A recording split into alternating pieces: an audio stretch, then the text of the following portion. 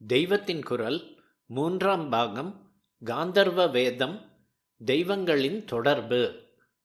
சங்கீத நாட்டிய கலைகளுக்கு தெய்வங்களோடேயே இப்படி சம்பந்தம் ஏற்படுத்தி இருக்கிறது. நடராஜமூர்த்தி போல லோகத்திலே எதுவும் கிடையாது என்று இன்று லோகத்தில் இருக்கிற அறிஞர்கள் எல்லாரும் சொல்கிறார்கள்.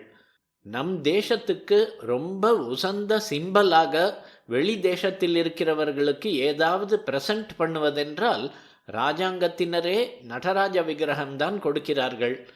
அந்நிய தேச மியூசியங்களுக்கு மில்லியன் $2 மில்லியன் விலைக்கு போவது நம் கோவில்களிலிருந்து திருடின நடராஜா தான் என்றால் அந்த நடராஜாவின் சிறப்பு முழுவதும் நடனத்தால் ஏற்படுவதுதான். நர்த்தன கணபதி, காளிங்க நர்த்தன மூர்த்தி, நடன சரஸ்வதி என்றெல்லாமும் நாட்டிய மூர்த்திகள் இருக்கின்றன. வாத்தியங்களை எடுத்துக்கொண்டாலும் ஒரே தெய்வ சம்பந்தம்தான். கலை தெய்வம் என்றே சொல்கிற சரஸ்வதி கையில் வீணை இருக்கிறது. வீணைதான் நம் சங்கீதத்துக்கே ஜீவநாடி என்பார்கள். அதனால் ஒவ்வொரு தெய்வத்துக்கும் உள்ள வீணைக்கென்று ஒரு பெயர் உண்டு. கச்சபி என்பது சரஸ்வதியின் வீணை. விபஞ்ச்யா காயந்தி என்ற சௌந்தர்யலஹரி ஸ்லோகத்தில் சரஸ்வதியானவள் அம்பிகையின் சந்நிதியிலேயே சிவலீலைகளை வாயால் பாடிக்கொண்டே விபஞ்சி வாசிக்கிறாள் என்று ஆச்சாரியால் வர்ணித்திருக்கிறார். விபஞ்சி என்பது வீணைக்கு ஒரு பொது பெயர். நாரத கானம் என்பதாக சங்கீதத்தில் பரம உத்கிருஷ்டமானதை சொல்கிறோம். தியாகராஜ சுவாமிகளுக்கு சங்கீத சாஸ்திர புஸ்தகத்தை கொடுத்து அனுகிரகித்தவர் நாரதர்தான். நாரத குருசாமி என்று அவர் மேலேயே தியாகையர்வாள் பாடியிருக்கிறார். நாரதர் கையிலும் வீணை இருக்கிறது. அந்த வீணைக்கு மகதி என்று பேர். எம் இறை நல் வீணை வாசிக்குமே என்பதாக அப்பர் சுவாமிகள் பரமசிவன் வீணாகானம் செய்து கொண்டிருப்பதை சொல்கிறார். கைலாசத்துக்கு அடியிலே மாட்டிக்கொண்ட ராவணேஸ்வரன் அதிலிருந்து விடுபடுவதற்காக தன் சிரசுகள், நரம்புகள் ஆகியவற்றை அறுத்து வீணை பண்ணி அதில் சாமகானத்தை வாசித்தே ஈஸ்வரனை பிரீத்தி பண்ணி மீண்டான் என்று கதை. கிருஷ்ண பரமாத்மா என்றாலே அவரோடு இணை பிரிக்க முடியாததாக புல்லாங்குழல் வந்துவிடுகிறது. வேணுகோபாலன், முரளிதரன் என்றெல்லாம் அவருக்கு பெயர்கள் ஏற்பட்டிருக்கின்றன. பிரதோஷ ஸ்தோத்திரம் என்று ஒன்று உண்டு. அதிலே அத்தனை தெய்வங்களையும் கீத வாத்தியங்களோடு சம்பந்தப்படுத்தி சொல்லி இருக்கிறது. சாக்ஷாத் பரமேஸ்வரன் பிரதோஷ காலத்தில் அம்பாளை ரத்ன பீட்டத்தில் உட்கார்த்தி வைத்துவிட்டு அவளுக்கு எதிரே கைலாச மலையிலே நடனம் செய்கிறானாம். அவனுடைய டான்ஸுக்குத்தான் ஆர்கெஸ்ட்ராவாக அத்தனை தேவர்களும் வாத்தியம் வாசிக்க வந்திருக்கிறார்களாம். வாக்தேவியான சரஸ்வதி வீணை வாசிக்கிறாளாம். வீணைக்கு வல்லகி என்று ஒரு பேர். அந்த பேரைத்தான் இங்கே சொல்லி இருக்கிறது. இந்திரன் புல்லாங்குழல் ஊதுகிறானாம். பிரம்மா ஜால்ரா போடுகிறாராம். லக்ஷ்மி வாய்ப்பாட்டு பாடுகிறாளாம்.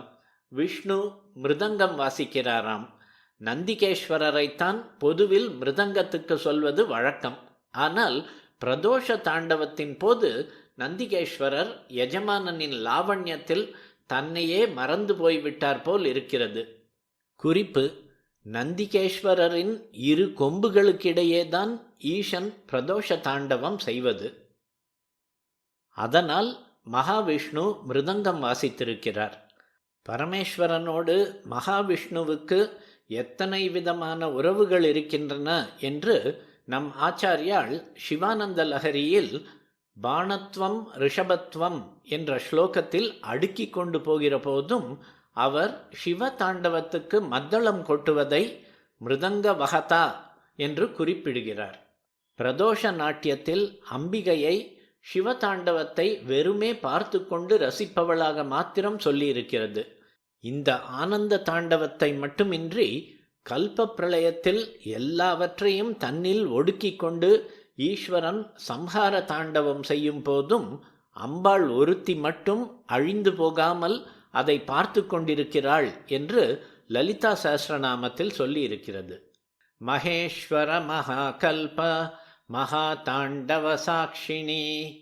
அந்த பரதேவதையையே சங்கீத தேவதையாக சொல்லும் போது ராஜ மாதங்கி, ராஜஷியாமளா என்று பெயர்.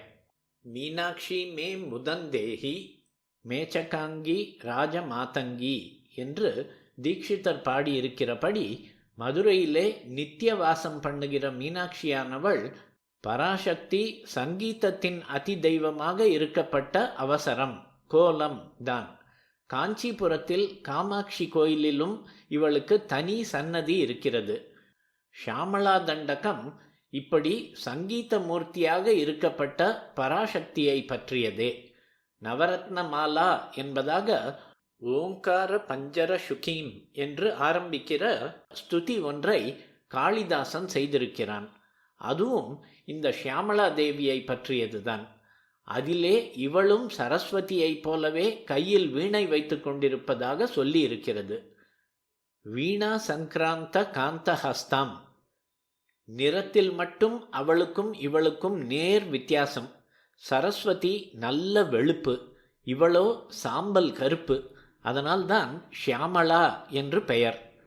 இவளுடைய லாவண்யம் நிறைந்த கையின் நுனி விரல் வீணையின் தந்திகளில் எப்போதும் சஞ்சாரம் பண்ணி கொண்டிருக்கிறது. அவள் இப்படி இருக்கிறாள் என்றால் நாமும் சங்கீத உபாசனையால் அவளை பிடித்து விடலாம் என்று அர்த்தம். நிறைய சாஸ்திராபியாசம் பண்ணி யோகாதிகளால் சித்தத்தை நிறுத்தி வசப்படுத்த முடியாத நாமும் ஸ்வரங்களில் லயிப்பதால் மனசை நிறுத்தி அவளுடைய சரணாரவிந்தத்தில் அதை கிடத்திவிடலாம். சுலபமாக அவள் கடாட்சத்தை பெற்றுவிடலாம். பிரதோஷ ஸ்தோத்திரத்தை போல அந்த பிரதோஷ கால நடராஜ தாண்டவத்தை வர்ணிப்பதாக ஷம்பு நடன அஷ்டகம் என்று ஒன்று உண்டு. இது பதஞ்சலி பண்ணின ஸ்தோத்திரம். அவர் ஆதிசேஷன் அவதாரம். அவரை போலவே நடராஜாவோடு சதா இருக்கும் வியாக்ரபாதர் புலிகால் பெற்றவர். பாம்பு, புலி முதலான கிரூர ஜந்துக்களையும் சங்கீத நாட்டியங்கள் பிரேமையாய் சாந்தமாய் பண்ணிவிடுகிறதென்று அர்த்தம். இந்த அஷ்டக ஸ்லோகங்களின் சொல்லமைப்பாலும் கதியாலும் சொல்கிற போதே எதிரே நாட்டியம் நடக்கிறது போன்ற பிரமை தட்டும். இதை பிரதோஷ பூஜையில் நிருத்யோபச்சாரம் பண்ண வேண்டிய இடத்தில் வாஸ்தவமாகவே சந்திரமௌலீஸ்வரருக்கு நாட்டியமாக அர்ப்பணிக்க வேண்டும் என்று எனக்கு ஆசையாயிருந்தது. மடத்திலே ஸ்திரீகள் ஆடுவதற்கு இடமில்லை. அதனால் திரவியத்தையோ கீர்த்தியையோ முன்னிட்டதாயில்லாமல் பூஜாங்கமாக ஈஸ்வரனுக்கு சமர்ப்பணமாவதுதானே என்பதால் நம்முடைய ஆஸ்தான சங்கீத வித்வானையே இந்த ஸ்தோத்திரத்துக்கு அபிநயம் பிடிக்கும்படி சொன்னேன். குறிப்பு: ஸ்ரீ வாஞ்சியம் ராமச்சந்திரையர். அவர் முதலில் பயந்தே போய்விட்டார். எத்தனையோ வருஷம் நாட்டிய சிக்ஷை சொல்லிக் கொண்டால்தானே இது வரும். தமக்கு பாட்டில் உள்ளது போல டான்ஸில் பரிச்சயம் இல்லையே என்பதால் பயப்பட்டார். நான் தான் ஒன்றும் பயப்பட வேண்டாம், நடராஜாவை நினைத்து கொண்டு குயவன் களிமண்ணை துவைக்கிற மாதிரி காலாலே பண்ணிக்கொண்டு சொல் போகிற போக்கில் கையை காட்டிக்கொண்டு போ, சரியாய் வந்துவிடும் என்று தைரியம் கொடுத்தேன். அப்படியே நன்றாக அமைந்தது. சிதம்பரத்திலே சுத்த மத்தளம் என்கிற ஸ்பெஷல் டைப் மத்தளம் நடராஜாவுக்கு வாசிக்கப்படுகிறது. அதனால் இந்த ஷம்பு நடன அபிநயத்தின் போதும் இங்கே சுத்த மத்தளம் வாசிக்குமாறு ஏற்பாடு செய்தது. சங்கநாதத்தையும் சேர்த்து கொண்டது. இதனால் பூஜையிலேயே சாநித்தியம் கூடுதலாகிவிட்டார் போல இருந்தது. இதற்கெல்லாம் என்ன அர்த்தம் என்றால், ஸ்ருதி லய சங்கீதம் நிருத்யம் எல்லாமே உபாசனையாக அபியசிக்கப்பட்டால் நம்மை ஈஸ்வர சந்நிதானத்திலேயே கொண்டு போய் நிறுத்திவிடும். முடிவிலே அந்த சந்நிதானம் எங்கே இருக்கிறது? நம் ஹிருதயத்துக்குள்ளேயே தான். அதற்குள்ளே அடங்கி ஆத்மானந்தத்தை அடைய சங்கீதம் ஒரு வழி.